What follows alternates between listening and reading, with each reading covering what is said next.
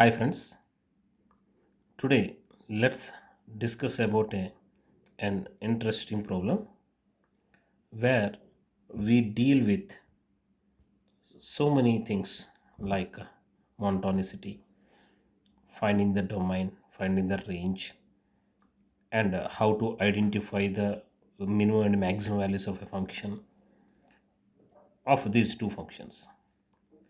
So let's discuss this problem. It is like a art of problem solving in monotonicity. Let's talk about two functions. One is f of x, another one is g of x. F of x is defined as ln of x square plus e by x square plus 1. So very first task, the first task is that to to address this question, to counter this question, we will start with x square plus e by x square plus 1. By adding 1 and subtracting 1 in the numerator, you will be getting this expression. And for x equal to 0, this is going to be e for x equal to 0. And as x tends to infinity, the value will approach to 1. So that log of x square plus e by x square plus 1 range is open 1 to closed e. Then since log ln of to the base e, so it is an increasing function.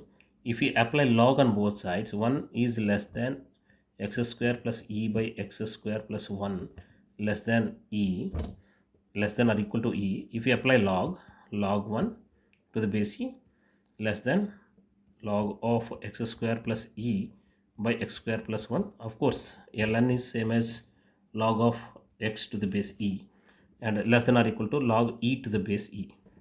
So this value is 0 and this value is 1.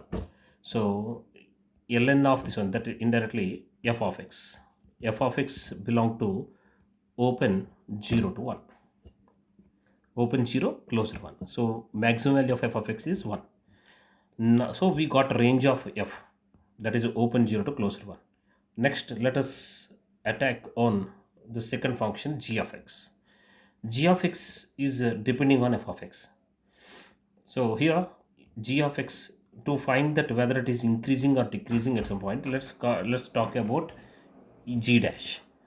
So if you calculate the g dash value, the g dash value is comes out to be this cos power 3 by 2 f of x minus sin power 3 by 2 f of x into this 1 by root and root, anyhow this is a positive quantity, and f dash of x. So to find out that whether it is f, where g is increasing, where g is decreasing, let's focus on f dash of x. F dash of x value is comes out to be x square plus 1 by x square plus e into 1 minus e. Here 1 minus e term, this 1 minus e term is always negative. This term is always negative, and into 2x. So whenever, since it is always negative, whenever x is positive, it is decreasing, it is negative. Whenever x is positive, f dash is negative. That means f is decreasing for all negative, increasing for all negative values of x, and decreasing for all positive values of x. Okay, now look into that g dash of x. So g dash of x, the sign of g dash of x depending on two values. One is cos power 3 by 2 f of x minus sin power 3 by 2 f of x, and the second one is f dash of x. So cos power 3 by 2 f of x minus sin power 3 by 2, cos power 3 by 2 f of x and sin power 3 by 2 f of x, they will be equal for f of x is equal to pi by 4. For f of x equal to pi by 4, they are equal. Say the roots of f of x, because f of x is a log of something, so of x square, so it's a quadratic in x will come, so definitely two roots will come, and those two roots, let us say alpha and beta.